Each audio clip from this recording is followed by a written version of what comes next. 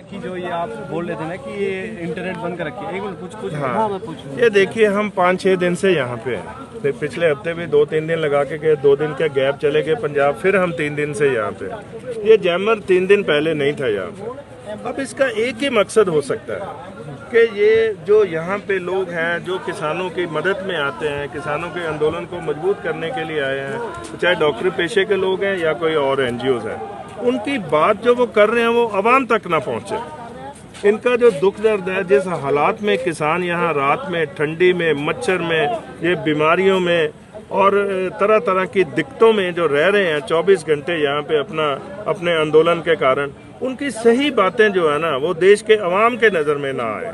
ये जैमर लगा, इंटरनेट नहीं चलता, मोबाइल नहीं चलता, टेलीफोन नहीं चलता, कुछ नहीं चल रहा है यहाँ से, ना लाइव हो सकते हो आप।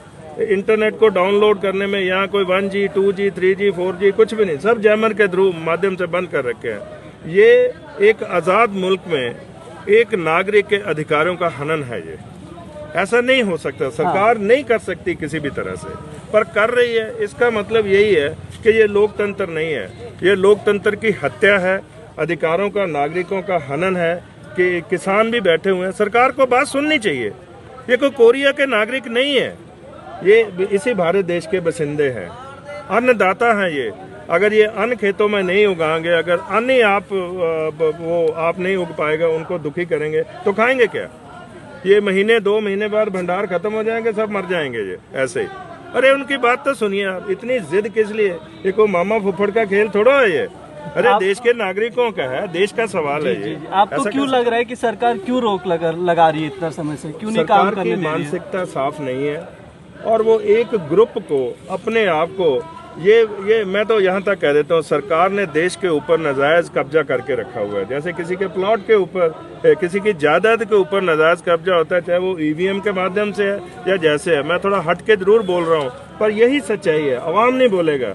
मैं एक इंटेलेक्चुअल हूँ, एक पढ़ा लिखा व्यक्ति हूँ, मैं सब समझता हूँ। सो आज हम डॉक्टरी पेशे की बात करें तो अच्छा रहेगा, नहीं तो बहुत कुछ ऐसा देश में वो कुछ हो रहा है जो नहीं होना चाहिए।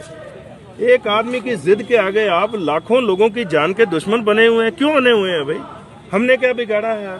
क्योंकि किसान ने अन्न उगाया, वो हल जोतता है, वो रात दिन मेहनत करता है, वो अपने बच्चों को छोड़ता है, परिवार को छोड़ता है और देश के जो दूसरे नागरिकों के बारे में सोचता है। इसलिए ये जैमर इसलिए खड़ा हुआ है कि किसानों की बात जो है देश के अवाम को ना पता चले। ये इसलिए सब हो रहा है। आप मोदी सरकार को क्या कहना चाहेंगे इस समय? हम यही बेनती करना चाहेंगे, उनसे निवेदन करना चाहते हैं, प्रधानमंत्री जी से भी, उनकी पूरी कैबिनेट से भी, जो भी इसमें इन्वॉल्व है, कि किसानों के जल्द से जल्द इनको बुलाकर बात सुने और इनकी जो जायज मांगे हैं, हमें भी पता है, मैं भी किसान का बेटा हूँ, तो हमें भी पता, बात ही नहीं करना चाहते। और बात करने से पहले आपका स्थिति बना देते हैं ऐसी कि किसान बात ना कर पाए। ये कंडीशन होगी, ये कंडीशन अपने नागरिकों के साथ। आप कोरिया के नागरिक थोड़ा, पाकिस्तान के थोड़ा, बांग्लादेश के थोड़ा, अरे भाई भारत के नागरिक हैं, उनके साथ बात करने के लिए भी आपको कंडीशन का जरूरत है। क्यों? ये लोकतंत्र है, हर किसी को बात रखने का अधिकार है पूरी तरह से, तो रखे बात। आपका सुनना, आपका जो है ना, वो आपको चुना इसलिए गया है कि आप नागरिकों की बात सुने, और खास करके इस वक्त आप किसानों की बात सुने। क्यों नहीं सुन रहे आप? आपको क्यों लगता है कि सरकार क्यों नहीं सुन रही है? इसकी वजह क्या है? वो दबाना चाहती है, किसानी को खत्म करना चाहती है, किसानी को बर्बाद करना चाहती है। वो 57% पे 6% जो दुनिया में हो रहा है वो भारत में भी करना चाहती है। ये मॉडल तो फॉलो कर रहे हैं अमेरिका का, कनाडा का, यूरोप का। अरे भाई हमारे देश की स्थितियां बहुत फर्क में है, उनसे बहुत अलग से हैं। यहाँ गरीबी है, अनपढ़ता है, वो हर तरह का कोई फैसिलिटी नहीं है। हमें अपने हिसाब से चलाइए। आप अमेरिका को देखकर यहाँ लागू मत करें, वो नहीं है। वहाँ किसानी भी खत्म हो रही है, तो वहाँ भी उनका टारगेट यही कि 5-6% पे आ जाए और किसान एक मजदूर बन जाए, ये दोबारा से मुजारा बन के रह जाए। ये मालिकाना हकूक खत्म करते हैं इनके। जी शुक्रिया, थैंक यू।